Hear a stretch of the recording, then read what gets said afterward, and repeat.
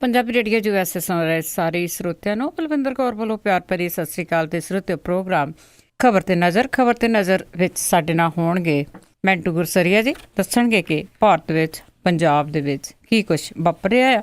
ਉਹਨਾਂ ਦੇ ਨਾਲ ਆਪਾਂ ਖਬਰਾਂ ਕਰਾਂਗੇ। ਖਬਰਾਂ ਕਰਨ ਤੋਂ ਪਹਿਲਾਂ ਧੰਨਵਾਦ ਕਰਨਾ ਚਾਹੁੰਦੇ ਸਾਡੇ ਅੱਜ ਦੇ ਸਪਾਂਸਰ ਖਾਲਸਾ ਇੰਸ਼ੋਰੈਂਸ ਏਜੰਸੀ ਵਾਲੇ, ਜੋ ਹਰ ਇੱਕ ਤਰ੍ਹਾਂ ਦੀ ਇੰਸ਼ੋਰੈਂਸ, ਕਾਰਾਂ, ਘਰ, ਟਰੱਕ, ਬਿਜ਼ਨਸ, ਹੋਟਲ, ਮੋਟਲ ਦੀ ਇੰਸ਼ੋਰੈਂਸ ਕਰਦੇ ਨੇ। ਉਹਨਾਂ ਦਾ ਫੋਨ ਨੰਬਰ 4082722500। ਸਾਡੇ ਨਾਲ ਜੁੜ ਚੁੱਕੇ ਨੇ ਮੈਂਟੂ ਗੁਰਸਰੀਆ ਜੀ। ਸਤਿ ਸ਼੍ਰੀ ਅਕਾਲ, ਸਵਾਗਤ ਹੈ ਜੀ। ਜੀ ਸ਼ੁਕਰੀਆ ਸਾਰਿਆਂ ਨੂੰ, ਸਤਿ ਸ਼੍ਰੀ ਅਕਾਲ ਜੀ। ਹਾਂ, ਤੇ ਮੈਂਟੂ ਗੁਰਸਰੀਆ ਜੀ, ਸਭ ਤੋਂ ਪਹਿਲਾਂ ਜਿਹੜੀ ਖਬਰ ਆ ਰਹੀ ਆ ਪੰਜਾਬ ਤੋਂ, ਆਪਾਂ ਪਿੱਛੇ ਗੱਲਾਂ ਕਰਦੇ ਰਹੇ ਆ ਗਗਨੇਜਾ ਦੀਆਂ, ਜੋ RSS ਦਾ ਮੁਖੀ ਸੀਗਾ ਤੇ ਉਸ ਦੀ ਹੁਣ ਮੌਤ ਹੋ ਗਈ। ਅੱਜ ਇਹਨਾਂ ਦੀ ਮੌਤ ਹੋ ਗਈ ਹੈ ਜੀ, ਤੇ ਸੰਸਕਾਰ ਵੀ ਕਰ ਦਿੱਤਾ ਗਿਆ ਸ਼ਾਮ ਨੂੰ। ਜਗਦੀਸ਼ ਗਗਨੇਜਾ ਦਾ ਇਹ ਜਲੰਧਰ ਤੋਂ ਸਨ ਤੇ ਕਾਫੀ ਵੱਡੇ ਨੇਤਾ ਕਹਿ ਜਾ ਸਕਦੇ ਆ RSS ਦੇ, ਤੇ ਖਾਸ ਤੌਰ ਤੇ ਮੋਹਰਲੀ ਕਤਾਰਾਂ ਦੇ ਵਿੱਚ ਜਿਹੜੇ ਚੁਣਿੰਦਾ ਲੀਡਰ ਸੀ ਉਹਨਾਂ ਦੇ ਵਿੱਚੋਂ ਇੱਕ ਸੀ ਗਗਨੇਜਾ। ਇੱਕ ਇਹਦੀ ਖੂਬੀ ਵੀ ਸੀ ਕਿ ਵਿਵਾਦਾਂ ਤੋਂ ਬੰਦਾ ਦੂਰ ਰਿਹਾ। ਵੈਸੇ ਮੌਤ ਕਿਸੇ ਦੀ ਵੀ ਹੋ ਜਾਣੀ ਉਹ ਮਾੜੀ ਹੈ, ਪਰ ਮਾੜੀ ਗੱਲ ਇਹ ਰਹੀ ਕਿ ਜਗਦੀਸ਼ ਗਗਨੇਜਾ ਜਿਹੜਾ ਆਮ ਤੌਰ ਤੇ ਖੁੱਲ੍ਹੇ ਰੂਪ ਦੇ ਵਿੱਚ ਕਿਸੇ ਵਿਵਾਦ ਦੇ ਨਾਲ ਨਹੀਂ ਸੀ ਜੁੜਿਆ, ਉਹਦੇ ਤੇ ਹਮਲਾ ਹੋਇਆ। ਆਪਣੀ ਪਤਨੀ ਦੇ ਨਾਲ ਉਹ 6 ਅਗਸਤ ਨੂੰ ਬਾਜ਼ਾਰ ਦੇ ਵਿੱਚ ਨਿਕਲਿਆ ਸੀ। ਉਸੇ ਦੌਰਾਨ 2 ਹਮਲਾਵਰਾਂ ਨੇ ਉਹਦੇ ਗੋਲੀਆਂ ਮਾਰੀਆਂ। ਲੰਮੀ ਲੜਾਈ ਲੜੀ ਉਹਨੇ ਜ਼ਿੰਦਗੀ ਮੌਤ ਦੀ, ਪਰ ਅਫਸੋਸ ਕਿ ਜ਼ਿੰਦਗੀ ਹਾਰ ਗਈ।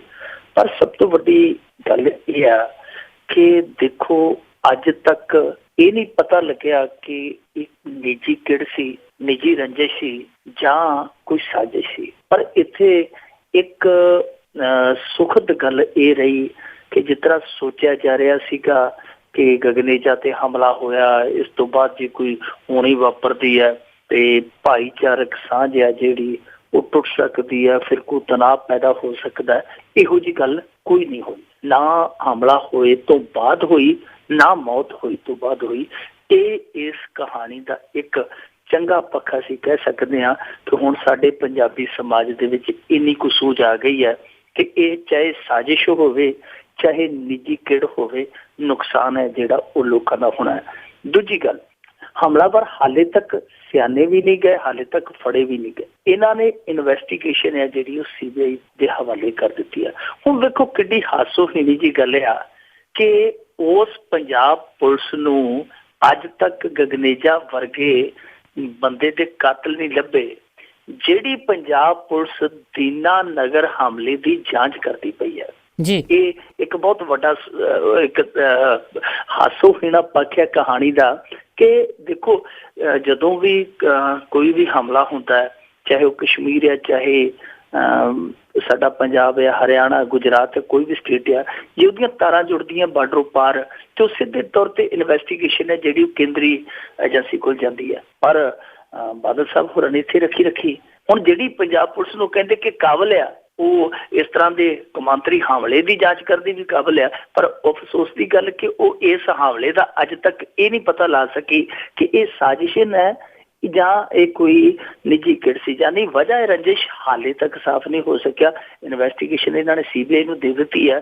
CBI ਨੇ ਹਾਲੇ ਤੱਕ ਪਹਿਲਾ ਪੈਰ ਨਹੀਂ ਪੁੱਟਿਆ ਇਸ ਮਾਮਲੇ ਦੇ ਵਿੱਚ। ਸ਼੍ਰੀ ਗੁਰੂ ਗ੍ਰੰਥ ਸਾਹਿਬ ਦੀ ਜਿਹੜੀ ਬੇਅਦਬੀ ਹੋਈ ਸੀ, ਉਸ ਤੋਂ ਬਾਅਦ ਬਰਗਾੜੀ ਦੇ ਵਿੱਚ ਜੋ ਵਾਪਰਿਆ, ਉਹਦੀ ਇਨਵੈਸਟੀਗੇਸ਼ਨ ਵੀ ਉਹਨਾਂ ਦੇ ਕੋਲ ਆ। ਉਹਦੇ 'ਚ ਵੀ ਹਾਲੇ ਤੱਕ ਕੋਈ ਉਹਨਾਂ ਨੇ ਪਿੜ ਪੱਲੇ ਨਹੀਂ ਪਾਇਆ। ਹੁਣ ਉੱਤੇ ਵੀ ਸਰਕਾਰ ਇਹਨਾਂ ਦੀ ਹੈ, ਹੇਠਾਂ ਵੀ ਸਰਕਾਰ ਇਹਨਾਂ ਦੀ ਹੈ। ਹੁਣ ਕਿਉਂਕਿ ਪਾਣਾ ਵਰਤ ਚੁੱਕਾ ਹੈ, ਕੇਂਦਰ ਹੈ ਜਿਹੜੀ ਜਾਂਚ ਹੈ ਉਹ CBI ਦੇ ਕੋਲ ਹੈ। ਕੇਂਦਰ ਇਹਨਾਂ ਨੂੰ ਦਬਾ ਵੀ ਨਹੀਂ ਸਕਦੀ। ਪਰ ਇੱਕ ਗੱਲ ਇਹ ਚੰਗੀ ਹੋਈ ਕਿ ਪ੍ਰਕਾਸ਼ ਸਿੰਘ ਬਾਦਲ ਹੋਰਾਂ ਨੇ ਵੇਲੇ ਨਾਲ CBI ਨੂੰ ਜਾਂਚ ਦੇ ਦਿੱਤੀ, ਨਹੀਂ ਤਾਂ ਇਹਨਾਂ ਤੇ ਹੁਣ ਜ਼ਿਆਦਾ ਦਬਾਅ ਪੈ ਜਾਣਾ ਸੀ। ਪਰ ਜੋ ਵੀ ਹੈ, ਇਸ ਸਮੇਂ ਪੰਜਾਬ ਦੇ ਵਿੱਚ ਜਿਹੜੀਆਂ ਘਟਨਾਵਾਂ ਵਾਪਰ ਕੇ ਉਹਨਾਂ ਦਾ ਕੋਈ ਸਿਰਾ ਹੀ ਨਹੀਂ ਲੱਭਦਾ। ਕਾਹਤੋਂ ਵਾਪਰੀਆਂ, ਕਿੰਨੇ ਵਰਤਾਈਆਂ, ਇਹ ਇੱਕ ਚਿੰਤਾ ਦਾ ਵਿਸ਼ਾ ਹੈ।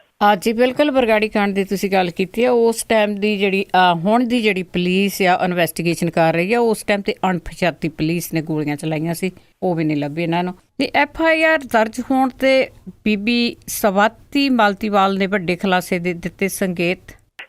ਸਵਾਤੀ ਮਾਲੀਵਾਲ ਇੱਕ ਕਹਿ ਲਈਏ ਕਿ ਬਹੁਤ ਹੀ ਇਸ ਸਮੇਂ ਜਦੋਜਹਿਦ ਚੋਂ ਨਿਕਲ ਰਹੀਆਂ ਹੈ ਬੀਬੀਏ। ਮੈਂ ਕੱਲ ਵੀ ਦੱਸਿਆ ਸੀ ਅਰਵਿੰਦ ਕੇਜਰੀਵਾਲ ਦੀ ਇੱਕ ਕਜ਼ਨ ਆ ਤੇ ਇਹ ਜਦੋਜਹਿਦ ਵਾਲੀ ਨੇਤਾ ਆ, ਅੰਦੋਲਨ ਚੋਂ ਨਿਕਲੀ ਹੋਈ ਨੇਤਾ ਆ ਔਰ ਨੇਤਾ ਘੱਟ ਆ ਯਾਨੀ ਕਾਰਜਸ਼ੀਲ ਜ਼ਿਆਦੀ ਹੈ। ਮਹਿਲਾ ਆਯੋਗ ਦੇ ਵਿੱਚ ਜਿਹੜੇ ਮਹਿਲਾ ਕਮਿਸ਼ਨ ਆ ਦਿੱਲੀ ਦਾ, ਉਹਦੇ 'ਚ ਇਹਨੇ ਕਾਫੀ ਫੁਰਤੀ ਦੇ ਨਾਲ ਕੁਝ ਕੰਮ ਵੀ ਕੀਤੇ, ਬੜੇ ਵਧੀਆ ਬੜੇ ਵੱਡੇ ਜਿਹੜੇ ਕੰਮ ਆ ਉਹ ਵੀ ਕੀਤੇ। FIR ਦਰਜ ਹੋਈ ਉਹ ਤੋਂ ਬਾਅਦ ਜਿਹੜਾ ਵਿਵਾਦ ਛਿੜਿਆ, ਕਿਉਂਕਿ ਜਿਹੜੀ ਪਹਿਲਾਂ ਇਹਦੇ ਤੋਂ ਇਸ ਬੀਬੀ ਤੋਂ ਪਹਿਲਾਂ ਜਿਹੜੀ ਬੀਬੀ ਹੁੰਦੀ ਸੀ ਕਮਿਸ਼ਨ ਦੇ ਵਿੱਚ, ਉਹ ਹੁੰਦੀ ਸੀ ਵਰਖਾ ਸ਼ੁਕਲਾ।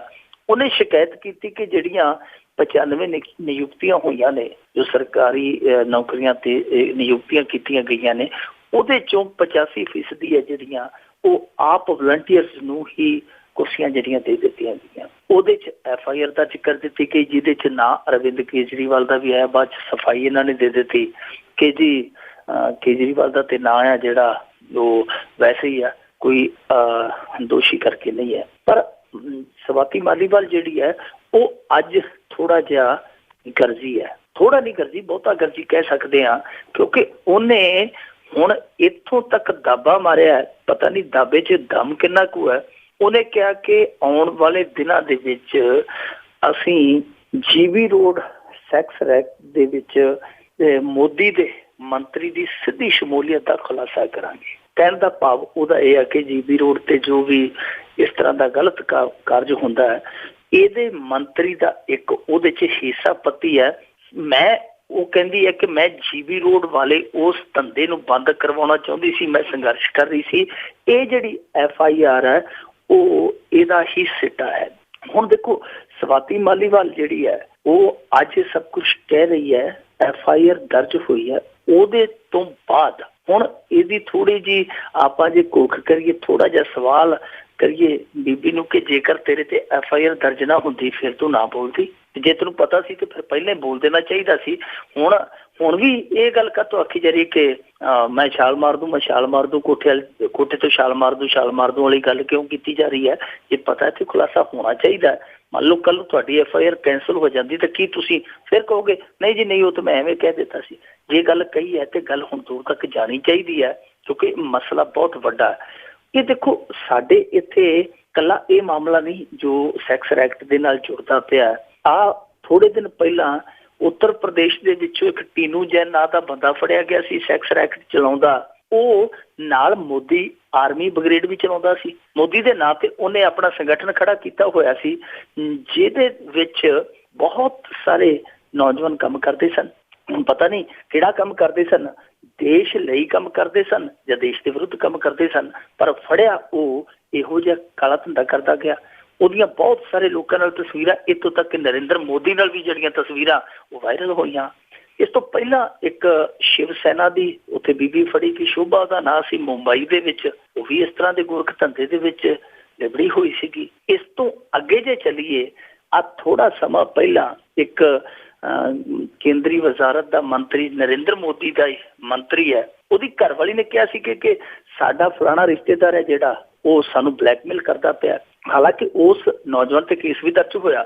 ਬਾਅਦ ਚ ਕੇਸ ਦਾ ਬਣਿਆ ਬਣਾਇਆ ਕਿ ਉਹ ਤੇ ਇਹਨਾਂ ਨੇ ਭਾਫ ਨਹੀਂ ਕੱਢੀ, ਪਰ ਦੱਸਿਆ ਇਹ ਜਾਂਦਾ ਹੈ ਉਹ ਜਿਹੜੀ ਬਲੈਕਮੇਲਿੰਗ ਹੋ ਰਹੀ ਸੀ ਉਹ ਵੀ ਇੱਕ ਟੇਪ ਦਾ ਮਾਮਲਾ ਸੀ। ਸੋ ਇੱਥੋਂ ਜੇ ਪਿੱਛੇ ਹੋਰ ਚੱਲੀਏ, ਜਦੋਂ ਨਰਿੰਦਰ ਮੋਦੀ ਦੀ ਸਰਕਾਰ ਗਠਨ ਦੇ ਵਿੱਚ ਆਈ, ਸਹੁੰ ਚੁੱਕ ਰਹੀ ਸੀ, ਜਸ਼ਨ ਮਨਾ ਰਹੀ ਸੀ, ਠੀਕ ਉਸੇ ਵੇਲੇ ਜਦੋਂ ਇਹਦਾ ਇੱਕ ਕੇਂਦਰੀ ਮੰਤਰੀ ਬਣ ਰਿਹਾ ਸੀ, ਦੂਜੇ ਪਾਸੇ ਉਹਦੇ ਉੱਤੇ ਬਲਾਤਕਾਰ ਦਾ ਜਿਹੜਾ ਕੇਸ ਆ ਉਹ ਚਰਚਾ ਦੇ ਵਿੱਚ ਸੀ। ਨਿਹਾਲ ਸਿੰਘ ਉਹਦਾ ਨਾਂ ਸੀ ਮੰਤਰੀ ਦਾ।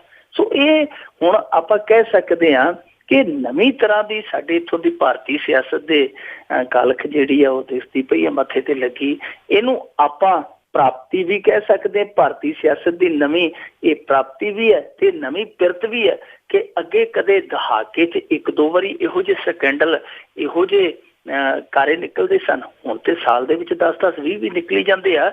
ਇੱਥੋਂ ਤੱਕ ਕਿ ਸਾਡੇ ਪ੍ਰਧਾਨ ਮੰਤਰੀ ਤੇ ਉਹ ਨੰਬਰ 2 ਨੇਤਾ ਜਿਹੜਾ ਭਾਰਤੀ ਜਨਤਾ ਪਾਰਟੀ 'ਚ ਇਸ ਵੇਲੇ ਅਮਿਤ ਸ਼ਾਹ, ਹੁਣ ਤੇ ਉਹਨਾਂ ਨੂੰ ਵੀ ਘੜੀਸਿਆ ਜਾ ਰਿਹਾ ਵਿੱਚ ਇਹੋ ਜਿਹੇ ਕੰਮਾਂ 'ਚ। ਜੀ ਤੇ ਅੱਗੇ ਆਪਾਂ ਗੱਲ ਕਰਦੇ ਹਾਂ ਜੀ ਪੰਜਾਬ ਦੀ ਸਰਹੱਦ ਦੀ, ਉੱਥੇ ਵੀ ਫੌਜ ਦੀ ਹਲਚਲ ਤੇ ਖੌਫ ਪਸਰਿਆ। ਦੇਖੋ ਪੰਜਾਬ ਨੇ ਜੰਗਾਂ ਦਾ ਦਰਦ ਹੰਢਾਇਆ ਪੰਜਾਬ ਦੇ ਵਿੱਚ, ਉਹ ਲੋਕ ਹਾਲੇ ਜ਼ਿੰਦਾ ਨੇ ਔਰ ਬਹੁਤ ਕਹਿ ਲਈਏ ਕਿ ਜ਼ਿੰਦਾ ਦਿਲੀ ਨਾਲ ਜ਼ਿੰਦਾ ਨੇ, ਜਿਨ੍ਹਾਂ ਨੇ ਉਹ ਡਿੱਗਦੇ ਗੋਲੇ, ਉਜੜਦੇ ਮਕਾਨ ਤੇ ਪਸ਼ੂ ਧਨ ਜਿਹੜਾ ਉਹ ਮਰਦਾ ਵਿਲਕਦਾ ਵੇਖਿਆ। ਉਹ ਲੋਕ ਹਾਲੇ ਹੈ ਨਾ, ਉਹਨਾਂ ਦੇ ਮਨਾਂ 'ਚ ਜ਼ਿਆਦਾ ਖੌਫ ਆ ਕਿਉਂਕਿ ਇੱਥੇ ਜੰਗੀ ਮਸ਼ਕਾਂ ਜਿਹੜੀਆਂ ਸ਼ੁਰੂ ਹੋ ਚੁੱਕੀਆਂ, ਬੰਕਰਾਂ ਦੀ ਸਫਾਈ ਹੋਣ ਲੱਗ ਪਈ ਹੈ, ਜਿਹੜੀਆਂ ਬਫੋਰਸ ਤੋਪਾਂ ਨੇ ਉਹ ਗੱਡੀਆਂ ਜਾ ਰਹੀਆਂ ਨੇ, ਮੋਰਚੇ ਆ ਜਿਹੜੇ ਉਹ ਦੁਬਾਰਾ ਖੋਲ੍ਹੇ ਜਾ ਰਹੇ ਆ। ਖਾਸ ਤੌਰ ਤੇ ਸਾਡਾ ਇੱਥੋਂ ਦਾ ਫਾਜ਼ਿਲਕਾ ਸੈਕਟਰ ਆ, ਫਿਰੋਜ਼ਪੁਰ ਸੈਕਟਰ ਆ, ਅੱਗੇ ਖੇਮਕਰਨ ਸੈਕਟਰ ਆ ਗਿਆ। ਇਸ ਤਰ੍ਹਾਂ ਦੇ ਜਿਹੜੇ ਸੈਕਟਰ ਜਿਹੜੇ ਇਹਨਾਂ ਦੇ ਨੇੜੇ ਨੇੜੇ ਪਿੰਡ ਆ, ਉਹਨਾਂ ਦੇ ਹੁਣ ਕਹਿ ਲਈਏ ਕਿ ਜਿਹੜੇ ਹਿਰਦੇ ਤੱਕ ਤੱਕ ਕਰਦੇ ਆ ਕਿ ਕਿਤੇ ਉਹ ਨੌਬਤ ਫੇਰ ਨਾ ਆ ਜਾਵੇ ਜਿਸ ਨੌਬਤ ਨੇ ਅੱਗੇ ਸਾਨੂੰ ਉਜਾੜਿਆ ਸੀ। ਜਿਹੜੇ ਬਾਰਡਰ ਦੇ ਇਹ ਪਿੰਡ ਆ, ਇਹਨਾਂ ਲਈ ਉਜਾੜਾ ਵੈਸੇ ਕੋਈ ਨਵੀਂ ਗੱਲ ਨਹੀਂ ਹੁੰਦੀ, ਪਰ ਫਿਰ ਵੀ ਉਜਾੜਾ ਜਿਹਦਾ ਨਾ ਹੀ ਉਜਾੜਾ ਹੈ ਉਹ ਟੀਸ ਜਾਂ ਚੀਜ਼ ਤੇ ਬਹੁਤ ਵੱਡੀ ਪੈਦਾ ਕਰਦਾ। ਹੁਣ ਇਹਨਾਂ ਲੋਕਾਂ ਨੂੰ ਤੁਰਕੂ ਲੱਗਿਆ ਕਿ ਜੇ ਇਸ ਤਰ੍ਹਾਂ ਦੀ ਜਿਵੇਂ ਦੀ ਐਕਸਰਸਾਈਜ਼ ਚੱਲਦੀ ਪਈ ਹੈ, ਜੇ ਇਹ ਅਮਲ ਦੇ ਵਿੱਚ ਆ ਜਾਂਦੀ ਹੈ, ਕੋਈ ਜੰਗ ਜਾਂ ਕੋਈ ਇਸ ਤਰ੍ਹਾਂ ਦੀ ਗੋਲਾਬਾਰੀ ਸ਼ੁਰੂ ਹੁੰਦੀ ਹੈ, ਤੇ ਫਿਰ ਸਾਡਾ ਉਜਾੜਾ ਇੱਕ ਵਾਰੀ ਹੋਰ ਸੰਭਵ ਆ। ਅਜੀਤ ਡੋਭਾਲ ਜਿਹੜਾ ਸਾਡਾ ਰੱਖਿਆ ਸਕੱਤਰ ਹੈ, ਜਿਹਦੇ ਹੱਥ ਸਾਰੀ ਰੱਖਿਆ ਨੀਤੀ ਹੈ, ਉਹ ਇਸ ਸਮੇਂ ਫੌਜ ਦੇ ਜਿਹੜੇ ਸਭ ਤੋਂ ਵੱਡੇ ਅਫਸਰ ਆ ਦਲਵੀਰ ਸਿੰਘ, ਉਹਨਾਂ ਦੇ ਨਾਲ ਕਰਦਾ ਪਿਆ ਗੱਲਬਾਤ। ਉਹਨਾਂ ਦੀ ਮੀਟਿੰਗ ਚੱਲਦੀ ਪਈ ਹੈ। ਹੁਣ ਉਹ ਕੀ ਪਟਾਰੀ ਚੋਂ ਕੱਢਦੇ ਆ ਉਹਨਾਂ ਤੇ ਡਿਪੈਂਡ ਕਰਦਾ ਹੈ। ਇੱਕ ਫੌਜ ਮੁਖੀ ਹੈ, ਇੱਕ ਰੱਖਿਆ ਨੀਤੀ ਦਾ ਮੁਖੀ ਹੈ, ਦੋਵੇਂ ਰਲ ਕੇ ਮੁਖੀ ਕਿਹੜੇ ਪਾਸੇ ਮੁੱਖ ਕਰਦੇ ਆ, ਇਹਦੇ ਤੇ ਸਾਰਿਆਂ ਦੀਆਂ ਨਜ਼ਰਾਂ ਲੱਗੀਆਂ ਪਈਆਂ।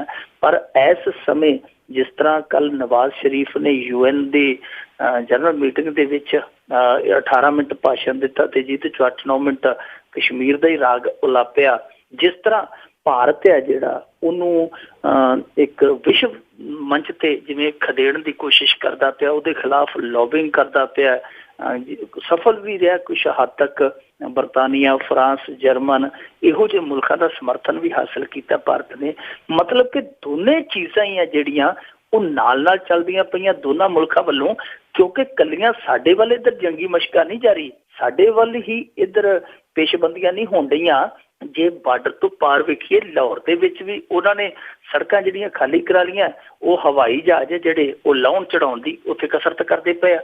ਬਾਰਡਰ ਪਾਰ ਵੀ ਇਹੋ ਹੀ ਮਾਹੌਲ ਆ ਜੋ ਇੱਧਰ ਆ।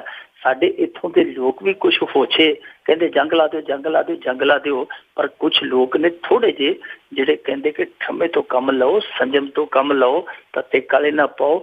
ਐਤਕੀ ਦੀ ਜੰਗ ਹੈ ਜਿਹੜੀ ਉਹ ਬਹੁਤ ਤਬਾਹਕੁਨ ਹੋਏਗੀ, ਇਸ ਪਾਸੇ ਨਾ ਤਰੋ। ਸੋ ਇਹ ਦੋਨਾਂ ਪਾਸਿਓਂ ਕੂਟਨੀਤੀ ਤੇ ਬੰਦੂਕ ਨੀਤੀ ਦੋਵੇਂ ਹੀ ਕਹਿ ਲਈਏ ਕਿ ਫੈਸਲਾ ਕੁਨ ਮੋੜ ਦੇ ਵਿੱਚ ਆ। ਹੁਣ ਕਾਮਨਾ ਹੀ ਕਰ ਸਕਦੇ ਹਾਂ ਕਿ ਕੂਟਨੀਤੀ ਲਾਗੂ ਹੋਵੇ, ਬੰਦੂਕ ਨੀਤੀ ਲਾਗੂ ਨਾ ਹੀ ਹੋਵੇ। ਜੇ ਬੰਦੂਕ ਨੀਤੀ ਲਾਗੂ ਹੋਈ ਤੇ ਫਿਰ ਸਾਡੀ ਕੂਕ ਜਿਹੜੀ ਹੈ ਉਹ ਵੀ ਦੋਵੇਂ ਪਾਸਿਓਂ ਸਾਨੂੰ ਸੁਣਨ ਨੂੰ ਮਿਲੇਗੀ। ਸੋ ਹੁਣ ਬੰਦੂਕ ਨੀਤੀ ਜਾਂ ਕੂਟਨੀਤੀ ਚੋਂ ਕਿਹੜਾ ਫਾਰਮੂਲਾ ਜਿਹੜਾ ਉਹ ਅੱਗੇ ਵਧੇਗਾ ਸਮਾਂ ਦੱਸੇਗਾ। ਪਰ ਮਾਹੌਲ ਠੀਕ 3 ਸਾਲ ਪਹਿਲਾਂ ਵਾਲਾ ਬਣ ਗਿਆ ਜਦੋਂ ਹੇਮਰਾਜ ਵਰਗਿਆਂ ਦੇ ਸਿਰ ਵੱਢ ਕੇ ਉਹ ਲੈ ਗਏ ਸਨ। ਜੋ ਉਸ ਸਮੇਂ ਮਾਹੌਲ ਬਣਿਆ ਸੀ ਬਿਲਕੁਲ ਉਹੀ ਹੈ। ਫਿਜ਼ਾਵਾਂ ਦੇ ਵਿੱਚ ਇੱਕ ਦਹਿਸ਼ਤ ਹੈ, ਮਾਹੌਲ ਦੇ ਵਿੱਚ ਤਲਖੀ ਹੈ ਤੇ ਲੋਕਾਂ ਦੇ ਹਿਰਦਿਆਂ ਦੇ ਵਿੱਚ ਭੈ ਹੈ। ਬਿਲਕੁਲ ਜੀ, ਰੌਲਾ ਉਹੀ ਪਾ ਰਹੇ ਆ ਜਿਨ੍ਹਾਂ ਨੂੰ ਤੱਤੀ ਬਾਹ ਨਹੀਂ ਲੱਗਣੀ।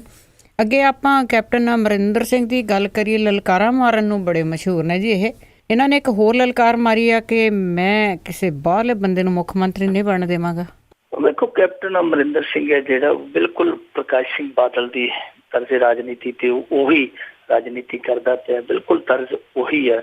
ਕੈਪਟਨ ਅਮਰਿੰਦਰ ਸਿੰਘ ਦੇ ਕੋਲ ਕੋਈ ਬਹੁਤਾ ਕੁਝ ਨਵਾਂ ਨਹੀਂ ਹੈ। ਉਹਦੇ ਪੋਟਲੇ ਦੇ ਵਿੱਚ ਸਾਰੇ ਸੰਦ ਸਮਾਨੇ ਆ ਜਿਹੜੇ ਉਹ ਪੁਰਾਣੇ ਹੀ ਹੈ, ਰਵਾਇਤੀ ਹੈ, ਨਵਾਂ ਕੁਝ ਵੀ ਨਹੀਂ। ਨਵਾਂ ਨਾਅਰਾ ਦਿੱਤਾ ਕਿ 4 ਹਫ਼ਤਿਆਂ 'ਚ ਅਸੀਂ ਨਸ਼ਾ ਬੰਦ ਕਰ ਦਿਆਂਗੇ, ਕਿਵੇਂ ਕਰੋਗੇ ਉਹਦਾ ਕੋਈ ਜਵਾਬ ਨਹੀਂ ਹੈ। ਅਸੀਂ ਇਹ ਕਿੰਤੂ ਕਰਦੇ ਆ, ਅਸੀਂ ਜੇ ਇੰਨੀਆਂ ਨੌਕਰੀਆਂ ਦੇਵਾਂਗੇ, ਆਮ ਆਦਮੀ ਪਾਰਟੀ ਵਾਲੇ 25 ਲੱਖ ਕਿੱਥੋਂ ਦਿਓਗੇ? ਜੇ ਕੋਈ ਪੁੱਛਦਾ ਹੈ ਜੀ ਜਿੱਥੋਂ ਤੁਸੀਂ 55 ਲੱਖ ਨੌਕਰੀਆਂ ਦਿਓਗੇ ਉਹ ਵੀ 25 ਲੱਖ ਦੇ ਦੇਣਗੇ, ਫਿਰ ਅੱਗੋਂ ਕੋਈ ਗੱਲ ਨਹੀਂ ਕਰਦੇ। ਸੋ ਇਹਨਾਂ ਦੀ ਰਾਜਨੀਤੀ ਹੈ ਜਿਹੜੀ ਉਹ ਬਿਲਕੁਲ ਹੁਣ ਰਵਾਇਤੀ ਰਾਜਨੀਤੀ ਹੈ ਤੇ ਘਸੀ ਪਿੱਟੀ ਰਾਜਨੀਤੀ ਹੈ। ਹੁਣ ਇਹਨਾਂ ਨੇ ਨਵੀਂ ਇਹ ਇੱਕ ਸੁਰ ਫੜੀ ਹੋਈ ਹੈ, ਅਰਵਿੰਦ ਕੇਜਰੀਵਾਲ ਨੂੰ ਮੈਂ ਮੁੱਖ ਮੰਤਰੀ ਨਹੀਂ ਬਣ ਦੇਣਾ। ਜਿੱਥੋਂ ਵੀ ਬੋਲਦੇ ਆ ਉੱਥੋਂ ਇਹ ਗੱਲ ਕਹਿੰਦੇ ਆ ਕਿ ਅਰਵਿੰਦ ਕੇਜਰੀਵਾਲ ਆ ਜਾਵੇ ਮੇਰੇ ਮੁਕਾਬਲੇ, ਮੈਂ ਚੋਣ ਲੜਾਂਗਾ, ਮੈਨੂੰ ਇਹ ਕਰ ਦਿਆਂਗਾ, ਉਹ ਕਰ ਦਿਆਂਗਾ। ਦੇਖੋ, ਪਹਿਲੀ ਗੱਲ ਤੇ ਅਰਵਿੰਦ ਕੇਜਰੀਵਾਲ ਨੇ ਚੋਣ ਲੜਨੀ ਨਹੀਂ, ਕਿਉਂਕਿ ਉਹ ਦਿੱਲੀ ਦਾ ਆਲਰੇਡੀ ਮੁੱਖ ਮੰਤਰੀ ਹੈ। ਮੈਨੂੰ ਨਹੀਂ ਲੱਗਦਾ ਉਹ ਏਡਾ ਕੱਚਾ ਖਿਡਾਰੀ ਹੈ ਕਿ ਉੱਥੋਂ ਆਪਣੀ ਗੱਦੀ ਦਾਅ ਤੇ ਲਾ ਕੇ ਇੱਥੇ ਆ ਕੇ, ਜਿੱਥੇ ਹਾਲੇ ਤੱਕ ਕੁਝ ਸਪਸ਼ਟ ਨਹੀਂ ਹੈ, ਉੱਥੇ ਆ ਕੇ ਆਪਣਾ ਕੈਰੀਅਰ, ਸਿਆਸੀ ਕੈਰੀਅਰ ਹੈ ਜਿਹੜਾ ਦਾਅ ਤੇ ਲਾਏਗਾ। ਦੂਜੀ ਗੱਲ, ਕੈਪਟਨ ਅਮਰਿੰਦਰ ਸਿੰਘ ਉਂਝ ਗਾਏ ਬਗਾਏ ਕਹਿੰਦੇ ਰਹਿੰਦੇ ਕਿ ਉਹਨਾਂ ਦੇ ਨਾਲ ਸਾਡਾ ਕੋਈ ਮੁਕਾਬਲਾ ਹੀ ਨਹੀਂ, ਉਹਦੇ ਸਾਡੇ ਮੇਚਦੇ ਹੀ ਨਹੀਂ, ਉਹਨਾਂ ਦਾ ਤਾਂ ਜੀ ਇਹ ਹੈ, ਉਹ ਹੈ, ਜੋ ਹੈ। ਪਰ ਤੁਸੀਂ ਜਦੋਂ ਵੀ ਬੋਲਦੇ ਹੋ ਤੇ ਉਦੋਂ ਹੀ ਕਹਿੰਦੇ ਜੇ ਮੈਂ ਕੇਜਰੀਵਾਲ ਦੇ ਖਿਲਾਫ ਲੜਨਾ, ਮੈਂ ਕੇਜਰੀਵਾਲ ਦੇ ਖਿਲਾਫ ਲੜਨਾ। ਇਹ ਡਰ ਹੈ, ਇਹ ਮੰਨਣ ਜਾਂ ਨਾ ਮੰਨਣ, ਇਹ ਡਰਿਆ ਹੋਇਆ ਬੰਦਾ ਹੀ ਇਹੋ ਜਿਹੇ ਕਹਿ ਲਈਏ ਕਿ ਲਲਕਾਰੇ ਮਾਰਦਾ ਹੈ ਕਿ ਤੈਨੂੰ ਛੱਡਣਾ ਨਹੀਂ, ਤੈਨੂੰ ਐ ਕਰ ਦਿਆਂਗੇ, ਉਹ ਕਰ ਦਿਆਂਗੇ। ਇਹ ਝਟਕੇ ਲਲਕਾਰੇ ਹੀ ਹੈ, ਹੋਰ ਕੁਛ ਨਹੀਂ। ਕਿਉਂਕਿ ਜੇ ਅਰਵਿੰਦ ਕੇਜਰੀਵਾਲ ਨੇ ਐਲਾਨ ਕੀਤਾ ਹੋਵੇ ਕਿ ਮੈਂ ਚੋਣ ਲੜਨੀ ਹੈ, ਫਿਰ ਤੇ ਕਹਿਣ ਭਾਈ ਜਿੱਥੋਂ ਤੂੰ ਖੜੇਗਾ ਮੈਂ ਖੜੂੰਗਾ। ਬਾਕੀ ਦੂਜੀ ਗੱਲ ਹੈ ਕਿ ਜੇ ਆਪਾਂ ਸਿਆਸੀ ਕੱਦ ਨੂੰ ਮਾਪੀਏ, ਅਰਵਿੰਦ ਕੇਜਰੀਵਾਲ ਦੇ ਮੁਕਾਬਲੇ 'ਚ ਇੱਥੋਂ ਦਾ ਜਿਹੜਾ ਲੋਕਲ ਨੇਤਾ ਆ, ਖਾਸ ਤੌਰ ਤੇ ਕੈਪਟਨ ਅਮਰਿੰਦਰ ਸਿੰਘ, ਉਹਦਾ ਹੱਕ ਹੀ ਨਹੀਂ ਬਣਦਾ ਇਹੋ ਜਿਹੀਆਂ ਗੱਲਾਂ ਕਰਨ ਦਾ ਕਿ ਮੈਂ ਅਰਵਿੰਦ ਕੇਜਰੀਵਾਲ ਦਾ ਮੁਕਾਬਲਾ ਕਰਨਾ। ਕਿਉਂ ਨਹੀਂ ਕੈਪਟਨ ਅਮਰਿੰਦਰ ਸਿੰਘ ਇਹ ਕਹਿੰਦਾ ਕਿ ਮੈਂ ਐਤਕੀ ਆਖਰੀ ਚੋਣ ਲੜਨੀ ਹੈ ਤੇ ਆਖਰੀ ਚੋਣ ਉਸ ਬੰਦੇ ਨਾਲ ਲੜਨੀ ਹੈ ਜਿਹੜਾ ਸਭ ਤੋਂ ਸੀਨੀਅਰ ਤੇ 5 ਵਾਰ ਦਾ ਮੁੱਖ ਮੰਤਰੀ ਹੈ। ਐਤਕੀ ਮੈਂ ਪ੍ਰਕਾਸ਼ ਸਿੰਘ ਬਾਦਲ ਦੇ ਬਰਾਬਰ ਲੜਨੀ ਆ। ਸਾਡੇ ਚੋਂ ਫੈਸਲਾ ਹੋ ਜਾਏਗਾ ਕਿ ਕਿਹੜਾ ਪੰਜਾਬ ਦਾ ਜਿਹੜਾ ਵੱਡਾ ਨੇਤਾ ਹੈ। ਉਹ ਇਸ ਪਾਸੇ ਨਹੀਂ ਆਉਂਦੇ, ਅਰਵਿੰਦ ਕੇਜਰੀਵਾਲ ਦੇ ਪਿੱਛੇ ਪਿੱਛੇ ਭੱਜੇ ਫਿਰਦੇ ਆ। ਗੱਲਾਂ ਜਿਹੜੀਆਂ ਨੇ ਉਹ ਬਿਲਕੁਲ ਉਸੇ ਤਰ੍ਹਾਂ ਦੀਆਂ ਹੀ ਕਰਦੇ ਪਏ ਜਿਸ ਤਰ੍ਹਾਂ ਦੀਆਂ ਪ੍ਰਕਾਸ਼ ਸਿੰਘ ਬਾਦਲ ਕਰਦਾ। ਕਈ ਵਾਰੀ ਇਸ ਤਰ੍ਹਾਂ ਲੱਗਦਾ ਹੈ ਕਿ ਸ਼ਾਇਦ ਹਰਚਰਨ ਸਿੰਘ ਬੈਂਸ ਜਿਵੇਂ ਇਹਨਾਂ ਦਾ ਸਲਾਹਕਾਰ ਆ, ਰਾਜਸੀ ਸਲਾਹਕਾਰ ਆ, ਸ਼ਾਇਦ ਹੋ ਸਕਦਾ ਕੈਪਟਨ ਦੇ ਨਾਲ ਵੀ ਕੋਈ ਉਹੋ ਜਿਹਾ ਰਲਦਾ ਮਿਲਦਾ ਹੀ ਸਲਾਹਕਾਰ ਆ ਕਿ ਜਿਹੜਾ ਭਾਸ਼ਣ ਉਹ ਇੰਨਾ ਇੱਕ ਤਰ੍ਹਾਂ ਨਾਲ ਕਹਿ ਲਈਏ ਕਿ ਉਹ ਬਿਲਕੁਲ ਹੂ ਬਹੂ ਰਲਿਆ ਮਿਲਿਆ ਹੁੰਦਾ ਕਿ ਸ਼ੱਕ ਪੈਦਾ ਹੁੰਦਾ ਕਿ ਕਿਤੇ ਇੱਕ ਹੱਥ ਨਾਲ ਤਾਂ ਨਹੀਂ ਲਿਖਿਆ। ਕਿਉਂਕਿ ਜਿੱਥੇ ਪ੍ਰਕਾਸ਼ ਸਿੰਘ ਬਾਦਲ ਪਿੰਡਾਂ ਦੇ ਵਿੱਚ ਜਾਂਦੇ ਉਹ ਵੀ ਇਹ ਗੱਲ ਕਹਿੰਦੇ ਆ ਕਿ ਇਹ ਤਾਂ ਬਾਹਰ ਦਾ ਜੀ, ਇਹ ਹਰਿਆਣੇ ਦਾ, ਜੇ ਇਹ ਆਪਣੇ ਤੇ ਪੰਜਾਬ 'ਚ ਵੜ ਕੇ ਨੇ ਪਾਣੀ ਲੈ ਜਾਣਾ, ਇਹਨੇ ਝੋਨਾ ਨਹੀਂ ਚੁੱਕਣ ਦੇਣਾ। ਬਿਲਕੁਲ ਅੱਜ ਅਰਵਿੰਦ ਕੇਜਰੀਵਾਲ ਦੇ ਖਿਲਾਫ ਅਮਰਿੰਦਰ ਸਿੰਘ ਵੀ ਇਹੋ ਬੋਲਿਆ, ਉਹ ਤਾਂ ਜੀ ਹਰਿਆਣੇ ਦਾ, ਜਿਨ੍ਹਾਂ ਦੇ ਨਾਲ ਚੰਡੀਗੜ੍ਹ ਦਾ ਝਗੜਾ ਹੈ, ਫਾਜ਼ਿਲਕਾ ਹਬੋਰ ਦਾ ਝਗੜਾ ਹੈ, ਜਿਨ੍ਹਾਂ ਦੇ ਨਾਲ ਆਪਣਾ ਦਰਿਆਈ ਪਾਣੀਆਂ ਦਾ ਝਗੜਾ, ਇਹਨੂੰ ਇੱਥੇ ਨੇੜੇ ਨਾ ਲੱਗਣ ਦਿਓ। ਤੇ ਇੱਥੋਂ ਤੱਕ ਕਿਹਾ ਕਿ ਜਿੰਨਾ ਚਿਰ ਮੈਂ ਹੈਗਾ ਮੈਂ ਕਿਸੇ ਬਾਹਰੀ ਬੰਦੇ ਨੂੰ ਮੁੱਖ ਮੰਤਰੀ ਨਹੀਂ ਬਣ ਦਿਆਂਗਾ। ਇਹ ਵੀ ਕਿਹਾ ਕਿ ਅਰਵਿੰਦ ਕੇਜਰੀਵਾਲ ਸਪਸ਼ਟ ਕਰੇ ਕਿ ਉਹਨੇ ਚੋਣ ਲੜਨੀ ਹੈ ਜਾਂ ਨਹੀਂ ਲੜਨੀ। ਸੋ ਕੈਪਟਨ ਅਮਰਿੰਦਰ ਸਿੰਘ ਬਿਲਕੁਲ ਕਹਿ ਸਕਦੇ ਹਾਂ ਕਿ ਇਮੋਸ਼ਨਲ, ਬਿਲਕੁਲ ਰਵਾਇਤੀ ਜਿਹੜੀ ਉਹ ਸਿਆਸਤ ਕਰਦਾ ਪਿਆ, ਉਹ ਪ੍ਰਕਾਸ਼ ਸਿੰਘ ਬਾਦਲ ਤੋਂ ਕੋਈ ਲਹਿਦਾ ਨਹੀਂ ਹੈ। ਲਹਿਦਾ ਗੱਲ ਵੈਸੇ ਅੱਜ ਕੈਪਟਨ ਅਮਰਿੰਦਰ ਸਿੰਘ ਇੱਕ ਵਾਰ ਫੇਰ ਕਰ ਗਿਆ ਕਿ ਕਹਿੰਦਾ ਘੁੱਗੀ ਨੂੰ ਤਲਬ ਕੀਤਾ ਜਾਵੇ ਅਕਾਲ ਤਖ਼ਤ ਤੇ, ਜਿਹੜੀ ਇਹਨੇ ਤੁਲਨਾ ਕੀਤੀ 5 ਪਿਆਰਿਆਂ ਨਾਲ। ਹੁਣ ਦੇਖੋ ਘੁੱਗੀ ਮਾਫੀ ਮੰਗ ਚੁੱਕਾ ਹੈ। ਮੱਕੜ ਸਾਹਿਬ ਨੇ ਵੀ ਇਹਦੇ ਵਾਂਗੂ ਕਹਿ ਦਿੱਤਾ ਸੀ, ਕੈਪਟਨ ਵਾਂਗੂ, ਕਿ ਇਹਨੂੰ ਤਲਬ ਕਰੋ। ਅਗਲੇ ਦਿਨ SGPC ਨੂੰ ਬਿਆਨ ਦੇਣਾ ਪਿਆ ਸੀ ਕਿਉਂਕਿ ਘੁੱਗੀ ਜਿਹੜਾ ਉਹ ਅੰਮ੍ਰਿਤਧਾਰੀ ਸਿੱਖ ਨਹੀਂ ਹੈ, ਗੁਰਸਿੱਖ ਨਹੀਂ ਹੈ, ਅਸੀਂ ਉਹਨੂੰ ਤਲਬ ਨਹੀਂ ਕਰ ਸਕਦੇ। ਪਰ ਕੈਪਟਨ ਅਮਰਿੰਦਰ ਸਿੰਘ ਆ ਉਹ ਧੱਕੇ ਨਾਲ ਧੱਕਦਾ ਪਿਆ ਘੁੱਗੀ ਨੂੰ ਕਿ ਇਹਨੂੰ ਲੈ ਕੇ ਜਾਓ, ਕੱਲ ਤੱਕ ਤੇ ਲੈ ਕੇ ਜਾਓ। ਸੋ ਕੈਪਟਨ ਅਮਰਿੰਦਰ ਸਿੰਘ ਆ ਇਸ ਸਮੇਂ ਪ੍ਰਕਾਸ਼ ਸਿੰਘ ਬਾਦਲ ਦੀ ਜਿਹੜੀ ਰਵਾਇਤੀ ਸਿਆਸਤ ਹੈ ਉਹਦੇ ਤੋਂ ਬਿਲਕੁਲ ਵੀ ਜੁਦਾ ਨਹੀਂ ਹੈ। ਮੁੱਦਿਆਂ ਵਾਲੇ ਪਾਸੇ ਕੈਪਟਨ ਅਮਰਿੰਦਰ ਸਿੰਘ ਹਾਲੇ ਤੁਰਨਾ ਬਾਕੀ ਹੈ। ਜੀ ਜੀ ਬਿਲਕੁਲ। ਕੈਪਟਨ ਅਮਰਿੰਦਰ ਸਿੰਘ ਨੇ ਸਿਰਸੇ ਸਾਧ ਵੇਲੇ ਤਾਂ ਕੋਈ ਬਹੁਤਾ ਜ਼ਿਆਦਾ ਰੌਲਾ ਨਹੀਂ ਸੀ ਪਾਇਆ। ਮਾਫੀਨਾਮੇ ਵੇਲੇ ਸਿਰਸੇ ਸਾਧ ਨਾਲ ਜੁੜੀ ਇੱਕ ਹੋਰ ਗੱਲ ਹੈਗੀ ਹੈ ਜੀ, ਜਦੋਂ ਮਾਫੀਨਾਮੇ ਦੀ ਗੱਲ ਚੱਲੀ ਸੀਗੀ ਤਾਂ ਉਸ ਵੇਲੇ ਜਥੇਦਾਰ ਗੁਰਮੁਖ ਸਿੰਘ ਬੜੇ ਹਾਈਲਾਈਟ ਹੋਏ ਸੀਗੇ ਤੇ ਹੁਣ ਵੀ ਉਹਨਾਂ ਨੇ ਭਾਜਪਾ ਦੇ ਲੀਡਰਾਂ ਦੇ ਨਾਲ ਬੰਦ ਕਮਰਾ ਮੀਟਿੰਗ ਕੀਤੀ। ਇਹ ਮੀਟਿੰਗ ਤਾਰਿਆਂ ਦੇ ਪਰਛਾਵੇਂ ਹੇਠ ਹੋਈ ਹੈ। ਇਹ ਮੀਟਿੰਗ ਰਾਤ ਨੂੰ ਹੋਈ ਹੈ, ਬੰਦ ਕਮਰਾ ਮੀਟਿੰਗ ਹੋਈ ਹੈ। ਔਰ ਇਸ ਮੀਟਿੰਗ ਦੇ ਜਿਹੜੇ ਮਾਇਨੇ ਆ, ਅਰਥ ਆ, ਬਹੁਤ ਤਰ੍ਹਾਂ ਦੇ ਕੱਢੇ ਜਾ ਰਹੇ ਆ, ਬਹੁਤ ਡੂੰਘੇ ਵੀ ਕੱਢੇ ਜਾ ਰਹੇ ਆ। ਤੇ ਕਮਾਲ ਦੀ ਗੱਲ ਇਹ ਹੈ ਕਿ ਜਿਹੜੇ ਲੋਕ ਮੀਟਿੰਗ ਕਰਨ ਆਏ ਸਨ ਉਹ ਭਾਰਤੀ ਜਨਤਾ ਪਾਰਟੀ ਦੇ ਚੋਟੀ ਦੇ ਨੇਤਾ ਸੀ। ਇੱਕ ਤੇ ਜਿਹੜਾ ਸਾਬਕਾ ਮੰਤਰੀ ਹੈ, ਸਾਬਕਾ ਇੱਥੋਂ ਦਾ ਇਹਨਾਂ ਦਾ ਮੁਖੀ ਸੀਗਾ ਭਾਜਪਾ ਦਾ ਪ੍ਰਧਾਨ ਕਮਲ ਸ਼ਰਮਾ, ਅੰਮ੍ਰਿਤਸਰ ਦੇ ਨਗਰ ਨਿਗਮ ਦਾ ਮੇਅਰ ਸੀਗਾ ਜਿਹੜਾ ਇੱਕ ਬਖਸ਼ੀ ਰਾਮ ਅਰੋੜਾ, ਭਾਜਪਾ ਦਾ ਇੱਕ ਕੌਮੀ ਸਕੱਤਰ ਤਰੁਣ ਚੁੱਗ, ਕਾਉਂਸਲਰ ਜਰਨੈਲ ਸਿੰਘ ਟੋਪ ਤੇ ਇੱਕ ਉੱਥੋਂ ਦੇ ਕੱਪੜੇ ਦਾ ਕੋਈ ਤਗੜਾ ਵਪਾਰੀ ਅੰਮ੍ਰਿਤਸਰ ਦਾ। ਇਹ ਸਾਰੇ ਆਏ ਆ ਅਕਾਲ ਤਖ਼ਤ ਸਾਹਿਬ ਤੇ ਨੇ ਮੱਥਾ ਵੀ ਟੇਕਿਆ ਇਹਨਾਂ ਨੇ ਔਰ ਪੁਰਾਣੇ ਗੁਰੂ ਦੇ ਸਰੂਪ ਆ ਜਿਹੜੇ ਉਹਨਾਂ ਦੇ ਦਰਸ਼ਨ ਵੀ ਕੀਤੇ ਆ।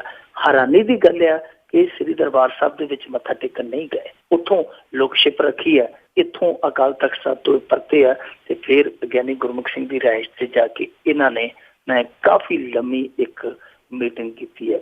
ਰਾਤ ਦੇ ਹਨੇਰਿਆਂ 'ਚ ਹੁੰਦੀਆਂ ਮੀਟਿੰਗਾਂ ਜਿਹੜੀਆਂ ਉਹ ਖੈਰ ਹੱਥੀਆਂ ਨਹੀਂ ਹੁੰਦੀਆਂ, ਕੋਈ ਨਾ ਕੋਈ ਜਿਹੜੀ ਹੈ ਉਹ ਖਿਚੜੀ ਪੱਕਦੀ ਹੈ। ਹੁਣ ਇੱਥੇ ਕੀ ਖਿਚੜੀ ਪੱਕਦੀ ਪਈ ਹੈ, ਪੱਕਾ ਤੇ ਨਹੀਂ ਕਹਿ ਸਕਦੇ, ਪਰ ਕੁਝ ਅੰਦਰ ਦੇ ਸੂਤਰ, ਕੁਝ ਮੀਡੀਆ ਰਿਪੋਰਟਾਂ ਜਿਹੜੀਆਂ ਉਹ ਇਹ ਕਹਿੰਦੀਆਂ ਕਿ ਗਿਆਨੀ ਗੁਰਮੁਖ ਸਿੰਘ ਅੱਜ ਕੱਲ੍ਹ ਅਕਾਲ ਤਖ਼ਤ ਦਾ ਜਥੇਦਾਰ ਬਣਨ ਲਈ ਬੜਾ ਕਾਹਲਾ ਹੈ, ਬੜਾ ਉਤਾਵਲਾ ਹੈ ਤੇ ਉਹ ਜੋੜ ਤੋੜ ਹੁਣ ਤੋਂ ਲਾਉਂਦਾ ਪਿਆ, ਕਿਉਂਕਿ ਇੱਕ ਪਾਸੇ ਸੇਖਵਾਂ ਦਾ ਨਾਂ ਚੱਲਦਾ ਪਿਆ, ਅਕਾਲੀ ਸਫਾ ਇਹ ਚਾਹੁੰਦੀਆਂ ਕਿ ਜਥੇਦਾਰ ਸੇਵਾ ਸਿੰਘ ਸੇਖਵਾਂ ਨੂੰ ਅਕਾਲ ਤਖ਼ਤ ਦਾ ਜਥੇਦਾਰ ਥਾਪ ਦਿੱਤਾ ਜਾਵੇ। ਇਸ ਕਰਕੇ ਜਿਹੜਾ ਗਿਆਨੀ ਗੁਰਮੁਖ ਸਿੰਘ ਆ ਇਹ ਹੁਣ ਭੱਜਾ ਨੱਠਾ ਕਰਦਾ ਪਿਆ ਕਿ ਮੇਰਾ ਦਾਅ ਲੱਗ ਜੇ। ਇੱਥੋਂ ਤੱਕ ਵੀ ਦੱਸਣ 'ਚ ਆਉਂਦਾ, ਸੁਣਨ 'ਚ ਆਉਂਦਾ ਹੈ ਕਿ ਗਿਆਨੀ ਗੁਰਮੁਖ ਸਿੰਘ ਨੇ ਇਹ ਵਾਅਦਾ ਵੀ ਕਰ ਲਿਆ ਕਿ ਜਿਹੜਾ 2004 ਦੇ ਵਿੱਚ ਜਥੇਦਾਰ ਜੋਗਿੰਦਰ ਸਿੰਘ ਵਿਧਾਂਤੀ ਨੇ ਗੁਰਮਤਾ ਪਾਸ ਕੀਤਾ ਸੀ, ਆਦੇਸ਼ ਦਿੱਤਾ ਸੀਗਾ, ਜਦੋਂ ਰਾਸ਼ਟਰੀ ਸਿੱਖ ਸੰਗਤ RSS ਦੀ ਜਿਹੜੀ ਹੱਟ ਆ ਉਹਨਾਂ ਨੇ ਸ਼੍ਰੀ ਦਰਬਾਰ ਸਾਹਿਬ ਤੋਂ ਸ਼੍ਰੀ ਹਜ਼ੂਰ ਸਾਹਿਬ ਤੱਕ ਇੱਕ ਯਾਤਰਾ ਕੱਢਣ ਦਾ ਫੈਸਲਾ ਕੀਤਾ ਸੀ ਤੇ ਉਸ ਸਮੇਂ ਜਿਹੜਾ ਗੁਰਮਤਾ ਪਗਾਇਆ ਗਿਆ ਸੀਗਾ ਕਿ ਇਹਨਾਂ ਨੂੰ ਕਿਤੋਂ ਵੀ ਸਰੂਪ ਨਹੀਂ ਦੇਣਾ ਤੇ ਕਿਤੇ ਵੀ ਇਹਨਾਂ ਨੂੰ ਸਹਿਯੋਗ ਨਹੀਂ ਦੇਣਾ। ਗਿਆਨੀ ਗੁਰਮੁਖ ਸਿੰਘ ਨੇ ਤੇ ਦੱਸਦਾ ਇਹ ਵੀ ਕਹਿ ਦਿੱਤਾ ਕਿ ਜੇ ਤੁਸੀਂ ਮੇਰੇ ਤੇ ਕਿਰਪਾ ਕਰੋ ਤੇ ਮੈਂ ਆਉਂਦਿਆਂ ਹੀ ਇਹ ਆਦੇਸ਼ ਵੀ ਵਾਪਸ ਲੈ ਲਵਾਂਗਾ। ਹੁਣ ਗਿਆਨੀ ਗੁਰਮੁਖ ਸਿੰਘ ਇਹੋ ਜਿਹੇ ਜੋੜ ਤੋੜ ਕਰਨ ਦੇ ਵਿੱਚ ਮਾਹਿਰ ਆ, ਕਿਉਂਕਿ ਜਿਹੜਾ ਮਾਫੀ ਵਾਲੀ ਤੁਸੀਂ ਇਹ ਗੱਲ ਕੀਤੀ ਹੈ, ਸਰਸੇ ਵਾਲੀ ਮਾਫੀ ਵਾਲੀ, ਸਰਸੇ ਦੇ ਜਿਹੜਾ ਡੇਰੇ ਦਾ ਮੁਖੀ ਹੈ ਉਹਦੀ ਮਾਫੀ ਦੀ ਜਿਹੜੀ ਗੱਲ ਹੈ ਸਾਰੀ ਇਹਦੇ ਤੇ ਸਾਰੀ ਆ ਕੇ ਢੁੱਕਦੀ ਸੀ, ਕਿਉਂਕਿ ਦੱਸਦੇ ਆ ਕਿ ਜਹਾਜ਼ ਦੇ ਵਿੱਚ ਚੜ੍ਹ ਕੇ ਗਿਆਨੀ ਗੁਰਮੁਖ ਸਿੰਘ ਗਿਆ, ਫਿਰ ਇੱਕ ਐਕਟਰ ਦੇ ਘਰ ਉਹਨਾਂ ਦੋਨਾਂ ਦੀ ਮੁਲਾਕਾਤ ਕਰਾਈ ਹੈ ਕਿ ਇੱਥੋਂ ਦਾ ਜਿਹੜਾ ਵੱਡਾ ਲੀਡਰ ਆ, ਇੱਕ ਡੇਰੇ ਦਾ ਮੁਖੀ ਹੈ, ਉਹਨਾਂ ਦੀ ਮੀਟਿੰਗ ਵੀ ਹੋਈ। ਉਸ ਤੋਂ ਬਾਅਦ ਮਾਫੀਨਾਮਾ ਆਇਆ ਵੀ। ਹਾਲਾਂਕਿ ਇਹ ਜਿਹੜਾ ਗਿਆਨੀ ਗੁਰਮੁਖ ਸਿੰਘ ਸੀ ਇਹ ਉਦੋਂ ਮੀਡੀਆ ਦੇ ਵਿੱਚ ਆ ਕੇ ਕਹਿੰਦਾ ਜੀ 3 ਦਿਨ ਮੈਨੂੰ ਦਿਓ, ਮੈਂ ਸਾਰੀ ਕਹਾਣੀ ਸਾਰੀ ਐ ਦੁੱਧ ਵਾਂਗੂ ਚਿੱਟੀ ਤੁਹਾਡੇ ਸਾਹਮਣੇ ਰੱਖ ਦਿਆਂਗਾ। ਪਰ ਹਾਲੇ ਤੱਕ ਸਾਲ ਹੋ ਗਿਆ, ਉਹ 3 ਦਿਨ ਨਹੀਂ ਆਏ, ਸਾਲ ਲੰਘ ਗਿਆ, ਉਹ 3 ਦਿਨ ਨਹੀਂ ਆਏ ਜਿਹਦੇ ਵਿੱਚ ਇਹਨਾਂ ਨੇ ਆ ਕੇ ਕਹਾਣੀ ਦੱਸਣੀ ਸੀ, ਪਰ ਉਹ ਕਹਾਣੀ ਨਹੀਂ ਦੱਸੀ। ਹੁਣ ਅੱਗੇ ਇੱਕ ਕਹਾਣੀ ਹੈ ਜਿਹੜੀ ਸ਼ੁਰੂ ਕਰ ਦਿੱਤੀ ਹੈ। ਇਸ ਕਹਾਣੀ ਦੇ ਵਿੱਚੋਂ ਅੰਦੇਸ਼ਾ ਇਹ ਨਿਕਲਦਾ ਹੈ ਕਿ ਜੇ ਇਸ ਤਰ੍ਹਾਂ ਦੇ ਜੋੜ ਤੋੜ, ਜੇ ਗੱਲਾਂ ਸੱਚੀਆਂ ਨੇ, ਜੇ ਜੋੜ ਤੋੜ ਸੱਚੇ ਆ, ਜੇ ਜੋੜ ਤੋੜ ਲੱਗਦੇ ਪਏ ਆ ਉਸ ਗਤੀ ਨੂੰ ਹਾਸਲ ਕਰਨ ਲਈ, ਜਿਸ ਗਤੀ ਦੀਆਂ ਅਲੱਗ ਪਰੰਪਰਾਵਾਂ ਨੇ, ਅਲੱਗ ਸੰਕਲਪ ਆ, ਜੇ ਇਸ ਤਰ੍ਹਾਂ ਦੇ ਜੋੜ ਲਾ ਕੇ ਜੁਗਾੜੂ ਬੰਦੇ ਉਹਦੇ ਤੇ ਬਹਿ ਜਾਂਦੇ ਆ, ਫਿਰ ਉਹਨਾਂ ਸੰਕਲਪਾਂ ਦਾ, ਉਹਨਾਂ ਪਰੰਪਰਾਵਾਂ ਦਾ ਤੇ ਫਿਰ ਰੱਬ ਹੀ ਰੱਖਾ ਜੀ। ਤੇ ਅੱਗੇ ਆਪਾਂ ਗੱਲ ਕਰਦੇ ਹਾਂ ਜੀ ਕਿ 8000 ਦੀ ਸ਼ਰਤ ਲਈ ਮੁੰਡਿਆਂ ਨੂੰ ਔਰਤ ਨੇ ਬੇਪਤ ਕੀਤਾ। ਇਹ ਜਗਰਾਉਂ ਦੀ ਘਟਨਾ ਜੀ, ਜਿੱਥੇ ਸਾਡੇ ਲਈ ਬਹੁਤ ਵੱਡੀ ਸ਼ਰਮਿੰਦਗੀ ਦੀ ਇਹ ਸਬਬ ਬਣੀ ਹੈ। ਇਸ ਘਟਨਾ ਦਾ ਦੁਖਦ ਪਹਿਲੂ ਇਹ ਹੈ ਕਿ ਵਿਗੜੇ ਘਰਾਂ ਦੇ ਮੁੰਡੇ ਸਨ। ਕੋਈ ਪਰਿਵਾਰ ਜਿਹੜਾ ਦਿੱਲੀ ਉੱਤੇ ਸੈਰ ਕਰਨ ਆਇਆ ਕਰਦਾ ਸੀ, ਜਗਰਾਉਂ ਦੇ ਵਿੱਚ ਕੋਈ ਖੁੱਲੀ ਜਗ੍ਹਾ ਹੋਣੀ ਹੈ, ਇਹ ਉਸ ਬੀਬੀ ਨੂੰ ਜਿਹੜੀ ਉਸ ਟੱਬਰ ਦੀ ਮੈਂਬਰ ਸੀ ਉਹਨੂੰ ਤੰਗ ਪਰੇਸ਼ਾਨ ਤੇ ਪਹਿਲਾਂ ਵੀ ਕਰਦੇ ਸਨ, ਪਰ ਕੱਲ ਤੇ ਕਹਿੰਦੇ ਕਿ ਲਾਠੀ ਟੱਪ ਗਏ, ਹਾਥੀ ਟੱਪ ਗਏ। ਇਹਨਾਂ ਨੇ ਆਪਸ ਦੇ ਵਿੱਚ ਸ਼ਰਤ ਲਾ ਕੇ ਉਸ ਬੀਬੀ ਦੇ ਕੱਪੜੇ ਆ ਜਿਹੜੇ ਉਹ ਪਾੜੇ, ਉਹਨੂੰ ਬੇਪਤ ਕਰਨ ਦੀ ਪੂਰੀ ਕੋਸ਼ਿਸ਼ ਕੀਤੀ, ਬੇਪਤ ਕਰ ਹੀ ਦਿੱਤਾ। ਜਦੋਂ ਕਿਸੇ ਭਰਾਈ ਇਸਤਰੀ ਨਾਲ ਇਸ ਤਰ੍ਹਾਂ ਦਾ ਵਤੀਰਾ ਕਰਦੀ ਹੈ ਤੇ ਉਹ ਬੇਪਤੀ ਸਮਝੀ ਜਾਂਦੀ ਹੈ। ਉਸ ਤੋਂ ਬਾਅਦ ਹੋਰ ਇਹ ਡਰਾਮਾ ਅੱਗੇ ਵਧਿਆ।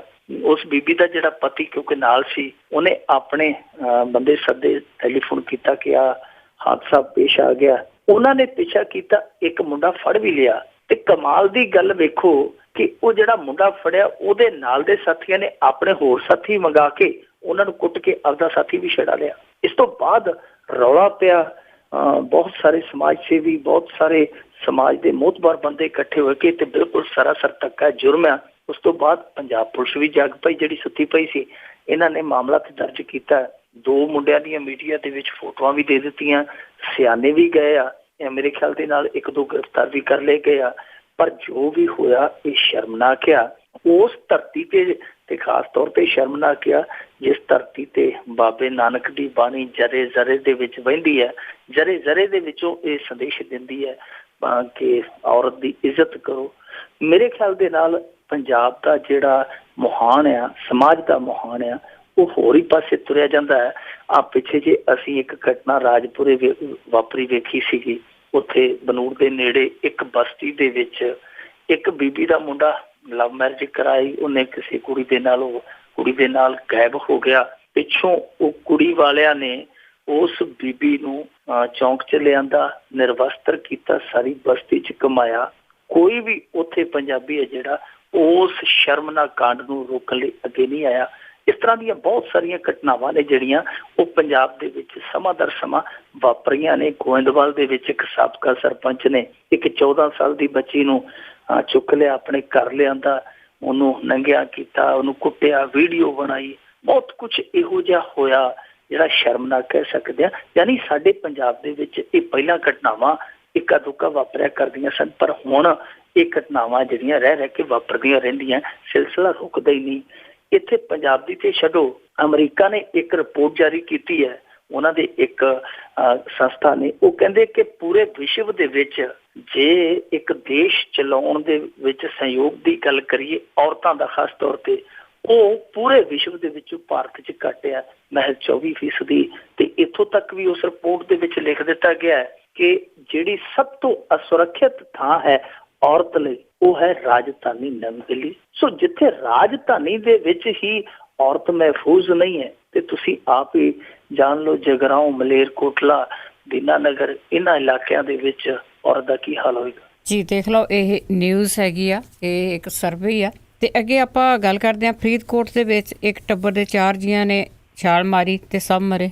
ਇਹ ਵੀ ਬਹੁਤ ਕਹਿ ਲਈਏ ਕਿ ਬਹੁਤ ਮੰਦਭਾਗੀ ਘਟਨਾ, ਖਾਸ ਤੌਰ ਤੇ ਪਹਿਲਾਂ 7 ਬੱਚਿਆਂ ਵਾਲਾ ਜਿਹੜਾ ਹਾਦਸਾ ਪੰਜਾਬ ਦੇ ਵਿੱਚ ਵਾਪਰਿਆ ਕਿ 7 ਮਾਸੂਮ ਬੱਚੇ ਆ ਜਿਹੜੇ, ਉਹ ਵੀ ਇਸ ਤਰ੍ਹਾਂ ਦੀਆਂ ਪ੍ਰਸ਼ਾਸਕੀ ਲਾਪਰਵਾਹੀਆਂ, ਇਸ ਤਰ੍ਹਾਂ ਦੀਆਂ ਅਣਗਹਿਲੀਆਂ ਦਾ ਸ਼ਿਕਾਰ ਹੋ ਗਏ। ਉਹਨਾਂ ਨੂੰ ਵੀ ਆਪਾਂ ਕਹਿ ਸਕਦੇ ਹਾਂ ਕਿ ਉਹ ਵੀ ਪ੍ਰਸ਼ਾਸਕੀ ਕਤਲ ਸਨ ਤੇ ਇਹ ਵੀ ਪ੍ਰਸ਼ਾਸਕੀ ਕਤਲ ਜਾਪਦੇ ਆ, ਕਿਉਂਕਿ ਜਿਨ੍ਹਾਂ ਨੇ ਨਹਿਰ ਦੇ ਵਿੱਚ ਛਾਲ ਮਾਰੀ ਉਹ ਚਾਰੇ ਜੀ, ਜਿਵੇਂ ਪਤੀ ਪਤਨੀ ਤੇ ਉਹਨਾਂ ਦੀਆਂ 2 ਬੇਟੀਆਂ ਜਿਹੜੀਆਂ, ਉਹ ਫਰੀਦਕੋਟ ਦੇ ਵਿੱਚ ਪੁਰਾਣੀ ਜੇਲ੍ਹ ਦੀ ਜਿਹੜੀ ਬਸਤੀ ਹੈ ਪਿੱਛੇ, ਉਹਦੇ 'ਚ ਰਹਿੰਦੇ ਸਨ। ਤੇ ਉਹਨਾਂ ਦਾ ਝਗੜਾ ਹੋਇਆ ਸੀ ਗਵਾਂਢੀ ਦੇ ਨਾਲ, ਮੇਰੇ ਖਿਆਲ ਦੇ ਨਾਲ 2-3 ਮਹੀਨੇ ਪਹਿਲਾਂ। ਉਹਨਾਂ ਨੇ ਪਰਚਾ ਕਰਾਇਆ ਸੀਗਾ ਜਿਹਨੇ ਝਗੜਾ ਕੀਤਾ ਸੀ ਇਹਨਾਂ ਦੇ ਨਾਲ। ਵਾਰ-ਵਾਰ ਪੁਲਿਸ ਨੂੰ ਇਹਨਾਂ ਨੇ ਬੇਨਤੀਆਂ ਕੀਤੀਆਂ, ਮਿੰਨਤਾਂ ਕੀਤੀਆਂ ਕਿ ਸਾਡੇ ਇਸ ਪਰਚੇ ਤੇ, ਸਾਡੀ ਇਸ ਦਰਖਾਸਤ ਤੇ ਕਾਰਵਾਈ ਕਰੋ। ਦੱਸਦੇ ਆ ਪੁਲਿਸ ਨੇ ਉਹਨਾਂ ਦੀ ਗੱਲ ਹੀ ਨਹੀਂ ਸੁਣੀ। ਇਸੇ ਦਬਾਅ ਦੇ ਵਿੱਚ ਚੱਲਦਿਆਂ, ਇਸੇ ਨਿਰਾਸ਼ਾ 'ਚੋਂ ਗੁਜ਼ਰਦਿਆਂ ਉਹਨਾਂ ਨੇ ਅੱਜ ਇਹ ਕਦਮ ਪੁੱਟਿਆ। ਹਾਲਾਂਕਿ ਪੁਸ਼ਟੀ ਨਹੀਂ ਹੋਈ ਅਜੇ ਤੱਕ ਕਿ ਅਸਲ ਕਾਰਨ ਕੀ ਸੀ, ਪਰ ਕਾਰਨ ਇਹੀ ਦੱਸਿਆ ਜਾਂਦਾ ਪਿਆ ਕਿ ਪੁਲਿਸ ਤੋਂ ਨਾਰਾਜ਼ ਹੋਇਆ ਨੇ, ਪੁਲਿਸ ਤੋਂ ਹਤਾਸ਼ ਹੋਇਆ ਨੇ ਇਹ ਕਦਮ ਚੁੱਕਿਆ। 2 ਲਾਸ਼ਾਂ ਹੁਣ ਤੱਕ ਮਿਲ ਚੁੱਕੀਆਂ ਨੇ, ਜਿਹੜੀਆਂ ਆਖਰੀ ਰਿਪੋਰਟਾਂ ਸੀਗੀਆਂ ਮੀਡੀਆ ਦੀਆਂ, ਕਿ 2 ਲਾਸ਼ਾਂ ਹੁਣ ਤੱਕ ਲੱਭੀਆਂ, ਕਿਉਂਕਿ ਨਹਿਰ ਬਹੁਤ ਵੱਡੀ ਹੈ ਜਿਹੜੀ ਰਾਜਸਥਾਨ ਕਨਾਲ ਆ, ਫਰੀਦਕੋਟ ਦੇ ਬਿਲਕੁਲ ਬਾਰ-ਬਾਰ ਦੀ ਨਿਕਲਦੀ ਹੈ। ਉਸ ਨਹਿਰ ਦੇ ਵਿੱਚੋਂ ਲਾਸ਼ਾਂ ਲੱਭਣੀਆਂ ਵੀ ਸੌਖਾ ਕਾਰਜ ਨਹੀਂ ਹੈ।